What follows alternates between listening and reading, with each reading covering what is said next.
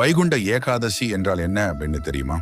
இந்த டிசம்பர் 30ஆம் தேதி உத்தர தரிசனத்தை காண உங்கள் அருகில் உள்ள விஷ்ணு கோவிலுக்கு செல்லுங்கள். வைகுண்ட ஏகாதசி என்பது வருடத்தில் ஒரே ஒரு முறை வரும் மிக அற்புதமான நாள். இந்த ஏகாதசி மகாவிஷ்ணுவின் இருப்பிடமான வைகுண்டத்தோடு தொடர்புடையது. இந்த நாளில் கட்டுப்பாடு, விரதம், காத்திருப்பு மற்றும் ஒழுக்கம் ஆகியவற்றின் முக்கியத்துவத்தை பற்றி பழங்கால மரபுகள் பேசுகின்றன. இந்த ஒரு நாள் வருடம் முழுவதும் வரும் 24 ஏகாதசிகளுக்கு சமமானது. பத்ம புராணத்தின்படி வைகுண்ட ஏகாதசியை முக்கோடி ஏகாதசி என்றும் கூறுவார்கள். அன்று வடக்கு திசையில் உள்ள வைகுண்ட வாசல் திறக்கப்படும் போது அதனை மோட்ச துவாரம் என்றும் அழைப்பார்கள். அந்த சமயத்தில் முக்கோடி தேவர்களும் இந்த வைகுண்ட வாசல் வழியாக ஸ்ரீ மகாவிஷ்ணுவை தரிசிக்க செல்வார்கள்.